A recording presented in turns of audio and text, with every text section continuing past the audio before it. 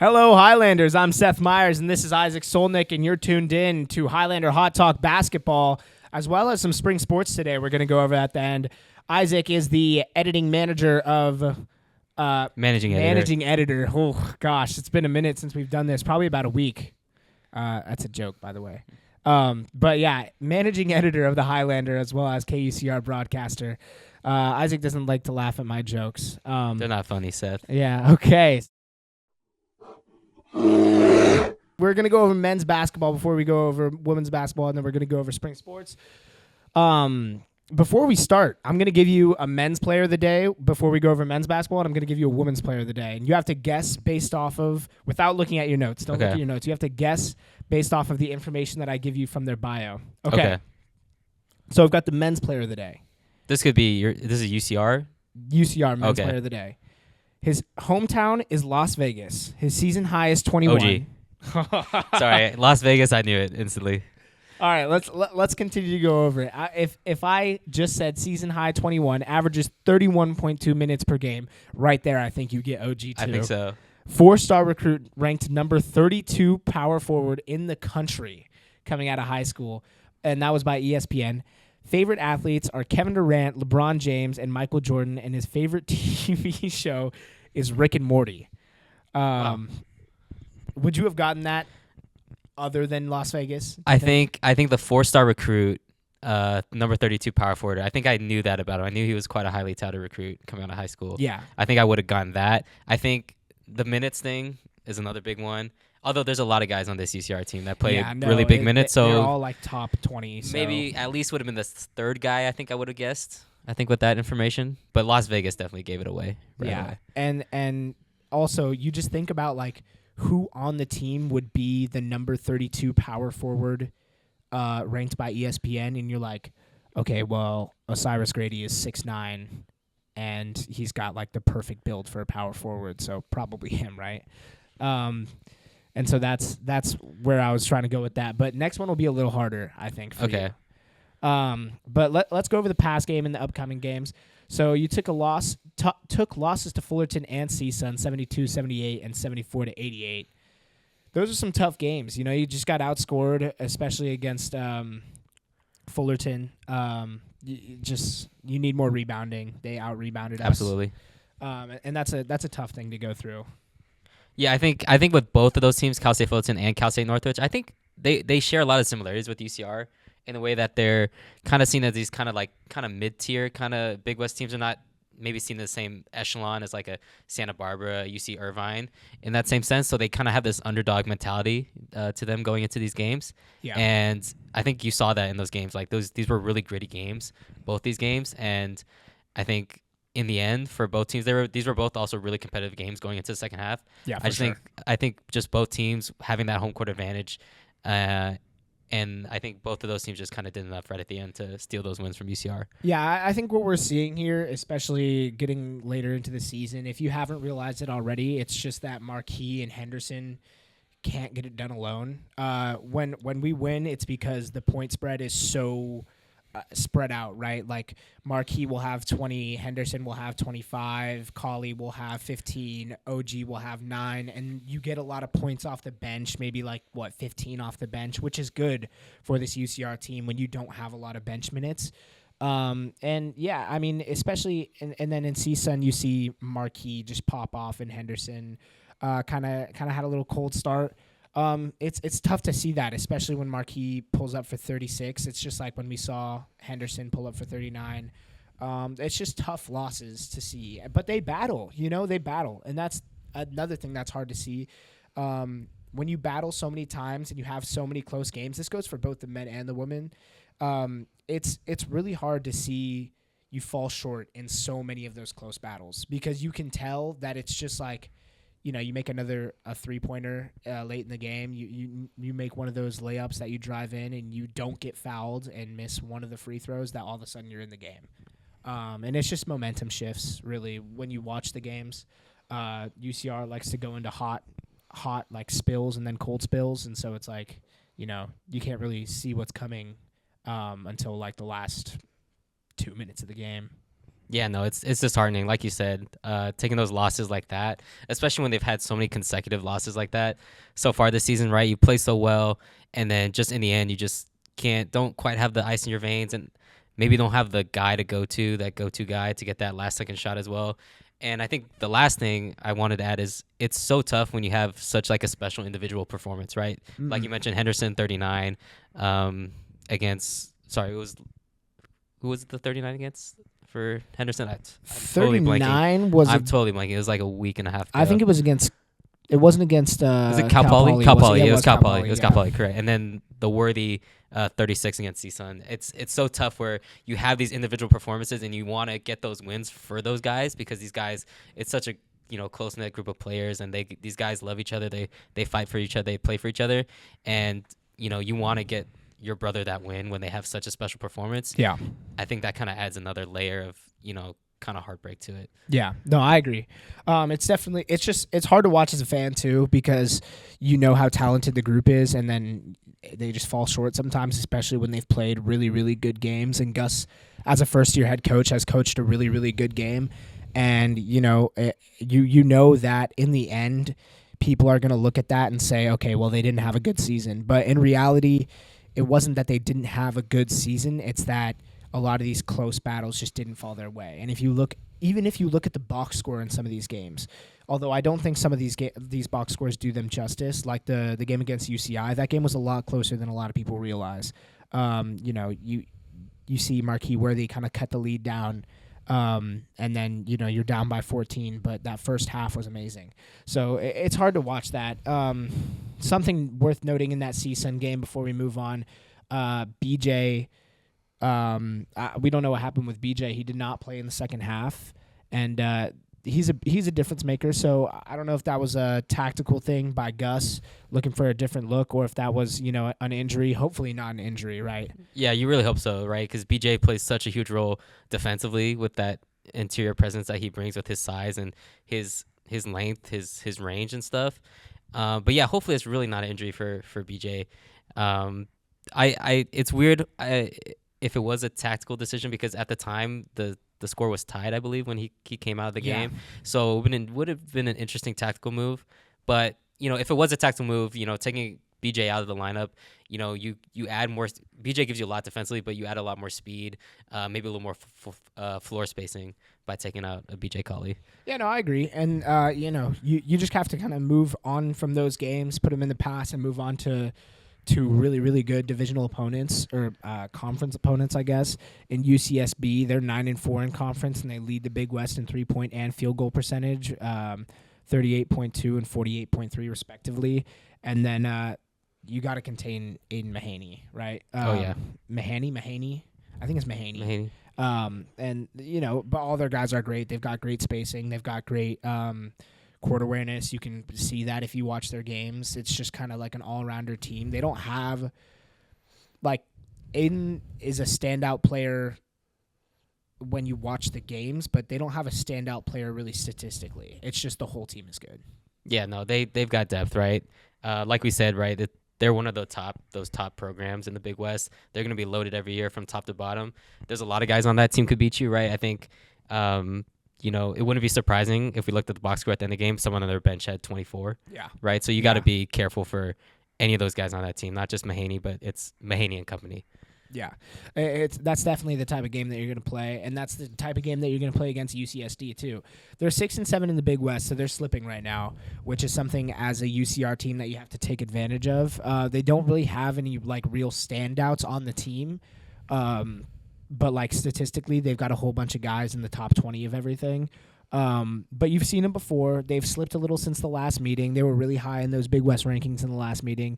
And something that I definitely think goes kind of under the radar, but we've mentioned before, is in these big games against Big West opponents, you need people in the stands. You need people in the stands. That's one of the biggest things that I stress all the time. You've got guys who are going to go to the league. They're going to be professional basketball players, men's and women's.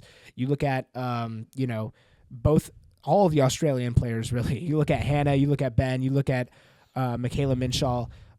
All of those players are they come from overseas to play basketball, and they play at such a high level that like you have to respect that, and that's like something to look out for in itself. You've got guys like Andrew Henderson who are popping off for 39, Marquis Worthy popping off for 36, and freshmen like Taylor Swanson who at any point can give you 20, and that's something that you want to follow, right? Like we don't have like a lot of kind of basketball fanatics at this school, but for anybody that just kind of wants to do something on a Thursday night, go to a basketball game. Saturday, you're kind of bored, you're a freshman, you're at sitting around in your dorm doing nothing, just go to a basketball game. See, tune in for the second half. It definitely is a lot more fun than you will realize when you see Ben Waller go up for like a crazy like windmill dunk. So come witness something.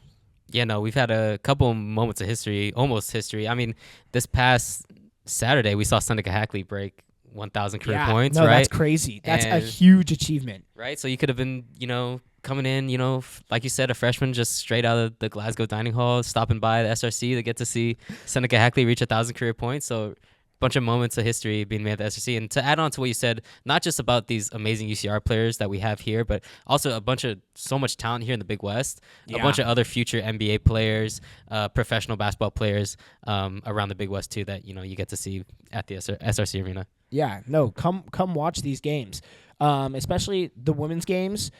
I don't think a lot of people realize how good we have it here watching players like Michaela Minshaw and Seneca Hackley and Hannah Wickstrom. Michaela Minshaw is my favorite player, by the way. She's so cool. We can tell. She's so cool, dude. The way that she closes out on the perimeter, that's just like something But anyways. I know you love her talk, too. Like her oh, my God. The way she trash talks is so cool. And the way she will give a hard foul and then try to argue that it wasn't a hard foul. That's like my favorite part. Women's player of the day. Okay. Did you just look at my screen? No. I swear, Isaac, you just looked at my screen. I took a peek. I didn't see anything. Yeah, but I didn't. Trust me, I didn't see anything. Okay, I'm not going to give you the hometown. Okay. I'm going to give you the season high. Okay. 21 points.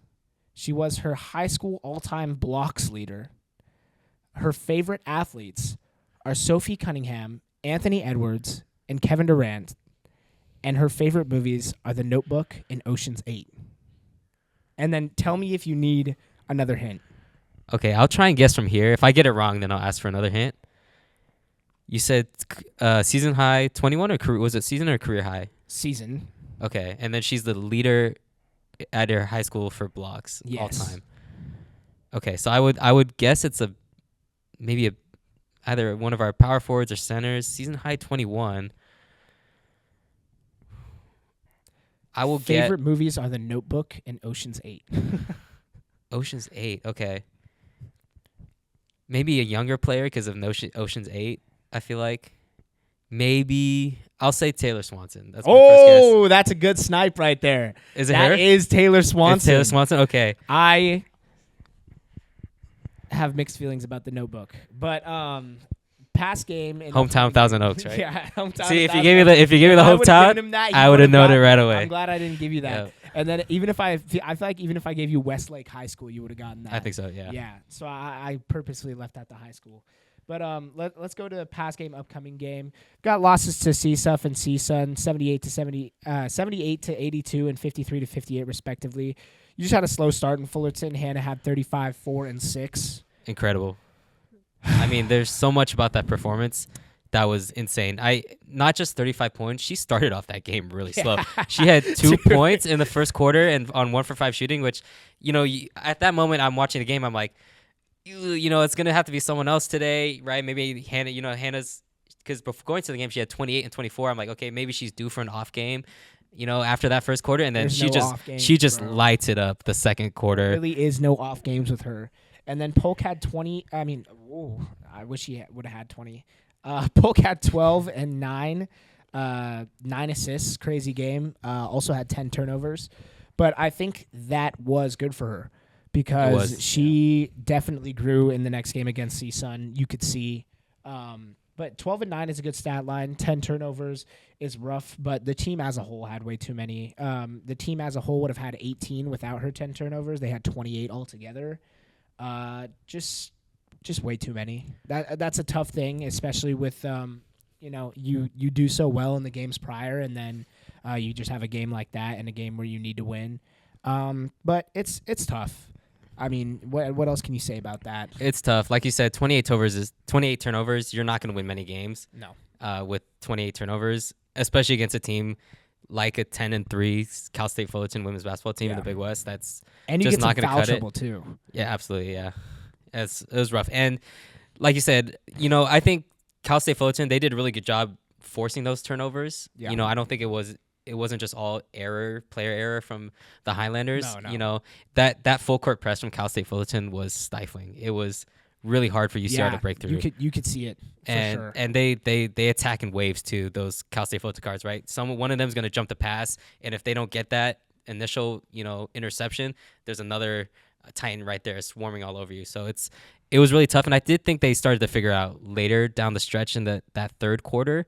They struggled, I think, in the first quarter, and then I think they struggled in the fourth when they had to take Hannah out when she got in foul trouble. Yeah, and that's tough. And then you go into CSUN. CSUN was a defensive game. There's not a lot to say about this game just because of how defensive it was, but I have written here Seneca, Hannah, and who else? Just kind of like we're waiting for somebody to kind of be that third scorer because every game we see Hannah do well and we see Seneca contribute, and then it's kind of like who's going to be. Sometimes it's Taylor Swanson. Sometimes it's Michaela Minshaw goes off the bench. Michaela Minshaw goes off. Sometimes Kaylani Polk has like 15, and that's good to see. And a lot of the times, actually, it's Bria Shine. Just an unsung hero. You don't really recognize her until she pops off for like 8 or 10 points. But, she's a really good rebounding threat, and then also just locks down the paint. So shout out Bria Shine, grad student leader. Always going to shout her out because she's probably one of the coolest players on the team just to watch because she really impacts the game. You can see it when she goes off the court. But yeah, just looking for that third kind of big player. You kind of need a big three, especially in the Big West when every single school has some sort of it factor. If you watch the games, you'll see it. UC Davis was tearing us up from three, and then all of a sudden their two shooters, Sussex and Young, stopped going for three, and then they just drove in through the lanes. So yeah, just looking for that for UCR, Yeah, it's tough. Like you said, it's kind of been like a rotating cast, or a musical chairs, you could say, maybe from that third scorer. And sometimes that third scorer just, hasn't showed up in some games, unfortunately for UCR. But I do want to add on to what you said about Bria Shine, total unsung hero of this UCR team. And she had such a tough defensive assignment against Jite Bomutor from Cal State Northridge. She limited her a lot, especially because she was on a roll too. If you look at the last game, she had a great game against, I think it was Cal Poly, right? Did CSUN play Cal Poly? They played Cal Poly and someone else, yeah, I believe. It could have been Fullerton. I can't remember, but I just know she had a good game against them. 15 and 13 rebounds or something like that, something crazy. But yeah, or no, 16 rebounds, 15 points, 16 rebounds, and Bria Shine shut her down.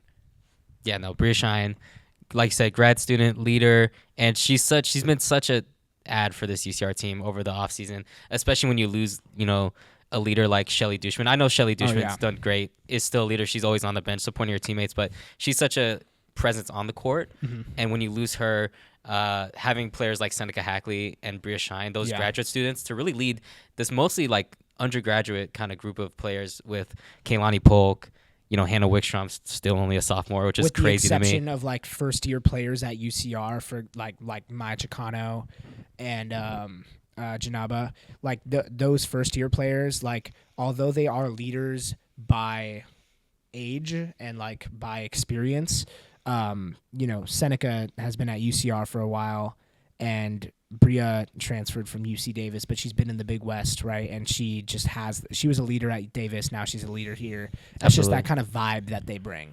Yeah, totally.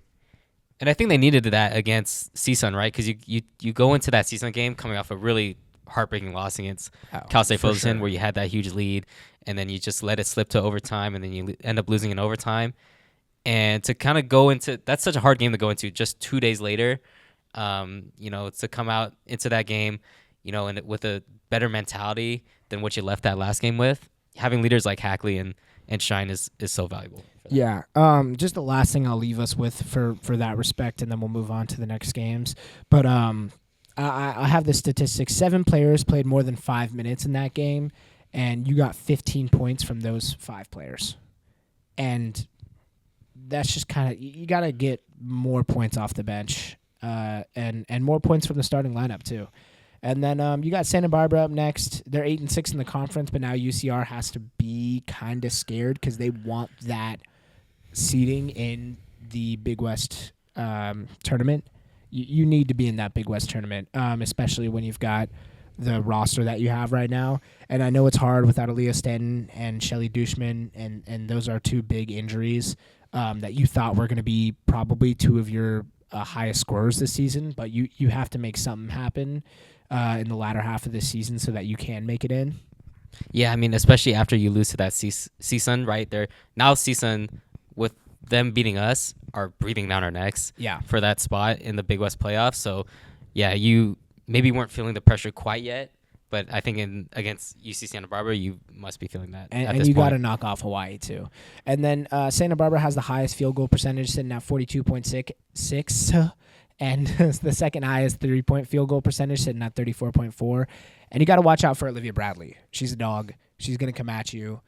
They've got a whole bunch of dogs on that team, just like their men's team. But Olivia Bradley is kind of a standout in that respect. She's on a whole bunch of top 10 lists in the Big West. So, just be aware of her. Got to contain her for sure. Yeah, UC Santa Barbara, that's, to me, when I think of the Gauchos, I'm like, that's a soccer and basketball school. Like those basketball players are going to play hard. Too, actually. Baseball too, yeah. Baseball too. And when I look at that UC Santa Barbara athletics program, those players are going to play hard for that badge, and the fans, right? They're going to have to go into Santa Barbara for this one. It's going to be a tough game for sure. Yeah, and then you kind of roll right into UCSD. That's another huge game, just because they're so good. Just because they're so good. 12-1 in the Big West. Second in field goal percentage at 42.1, and they're second in turnover margin at 6.83, and first in assist to turnover ratio 1.05. And they've got Aaron Condron, who does everything, and tons of Big West leaders all among the ranks. They're just a really formidable team.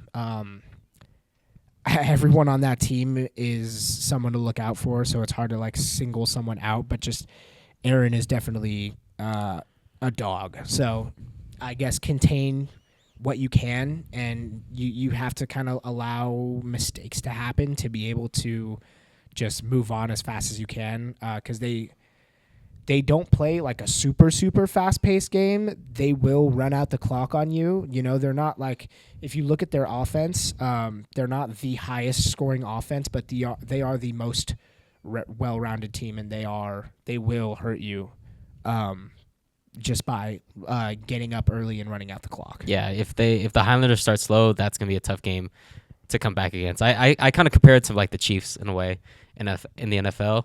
The Chiefs like to score early. They like to hold the ball, run the ball, waste clock. I think the Tritons kind of do the same thing there for women's basketball. When you talked about dogs on that UCSD team, I mean, they got a dog in Michaela Rose, former UCR Highlander, former Hustle Player of the Year. Yeah, she's sucks that she's over there, but she's gonna be a dog. She's gonna give you issues all night long. Yeah, no, that's and it's tough to it's kind of tough to watch her do so well. On a Big West Conference opponent, but for any former Highlander, you wish him the best. Absolutely. So hoping she does great things. But let's roll right on into spring, a spring overview before we kind of close out here, because spring is right around the corner, and we definitely want to do some of these for spring. You've got softball; they're sitting at 1-4, but the opponents that they've played are kind of crazy. They played University of Utah and UCLA in their first 5 games. UCLA is the top of the national rankings for everything. They're ranked second to last in the Big West in batting average at .228. But I mean, it's just a tough few games. You're gonna play a tough few games at the beginning when you're not playing Big West schools. They had 11-6 win over Utah Tech, which is, that's a good win. Trendy Kahunahana and Haley Sell, they are going to be probably your leaders this year. They're already kind of your leaders right now. And yeah, you just kind of have to look to the bright side. You still have Big West coming up, and then both the softball and baseball teams were ranked pretty low in the pre-poll, but I don't see them being as low as they were ranked in the actual standings. I don't know how they kind of slipped to the bottoms of those pre-polls, but I think you're going to be surprised by both of these teams this year, especially baseball. But you want to talk about softball? Well, yeah, I'm glad you mentioned her, Seth. Trendy Kahunahana. I mean, she was so electric last season. Yeah. And I'm so glad that you brought her up because I think she's going to have such a good year for the softball team.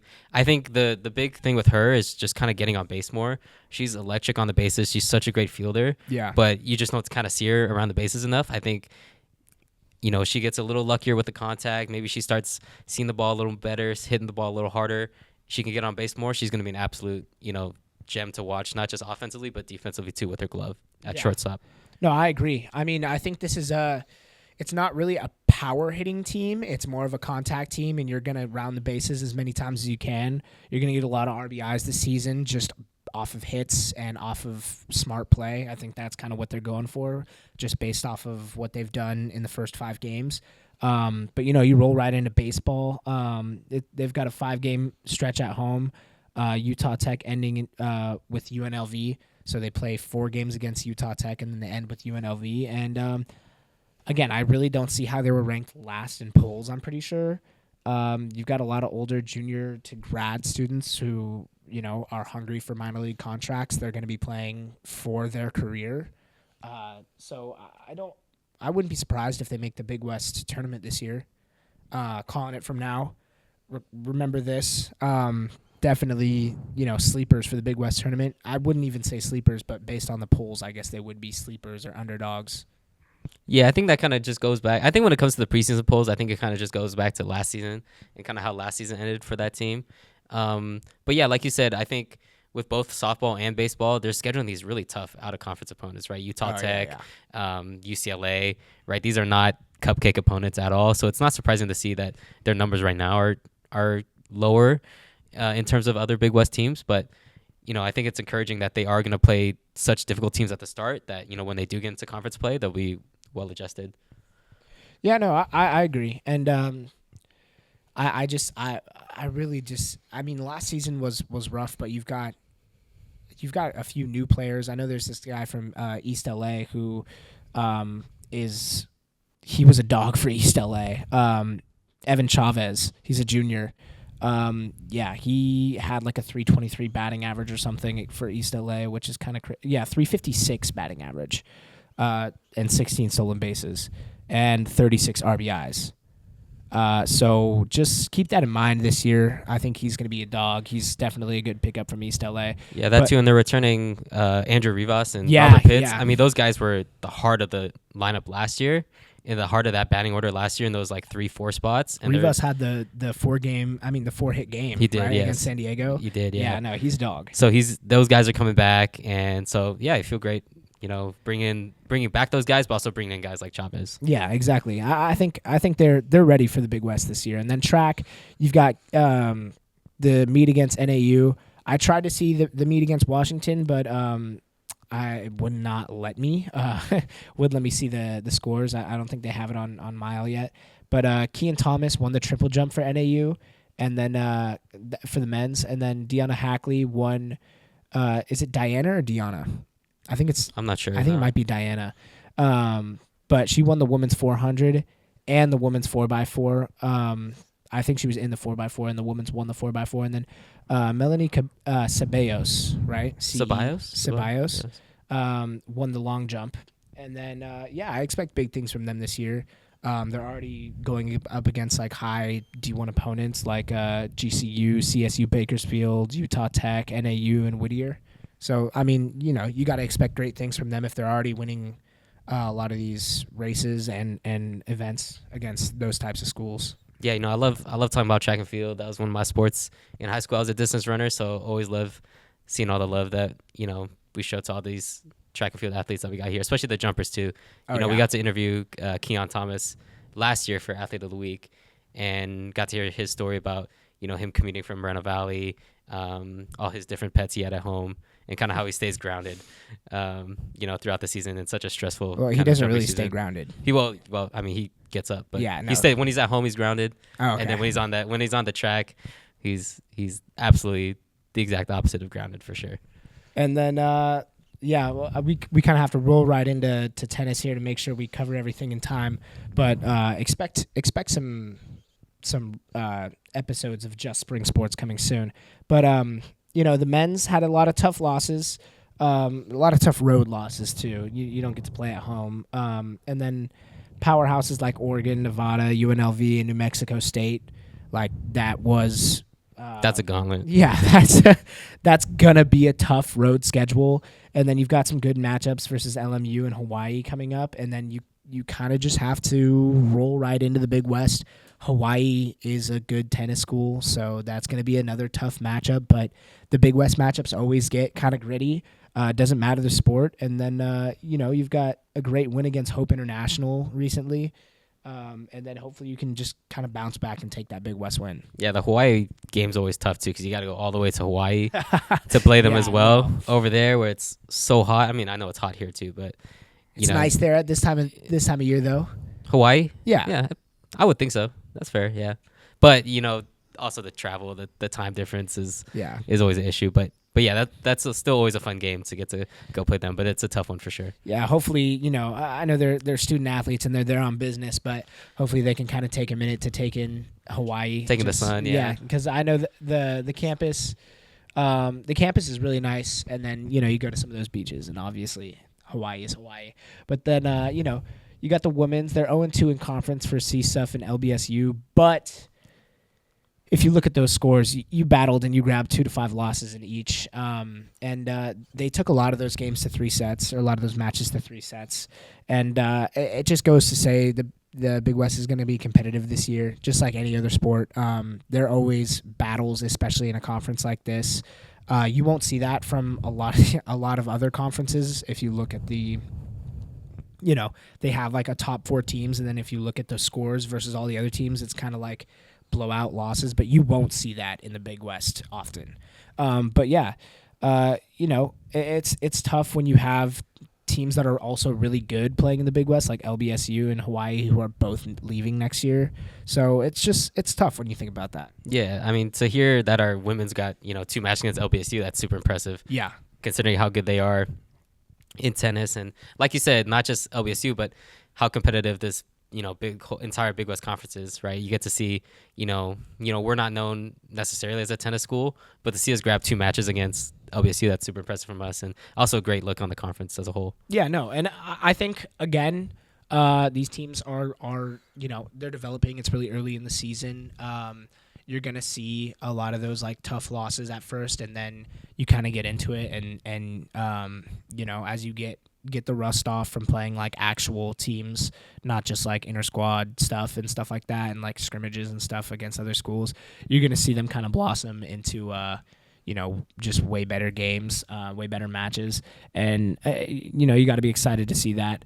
But I mean, that's kind of all we have for today. Hopefully we'll see you next week on Tuesday. Thank you for watching Highlander Hot Talk Basketball plus some spring sports. I'm Seth Myers, and that was Isaac Solnick. And thanks, guys.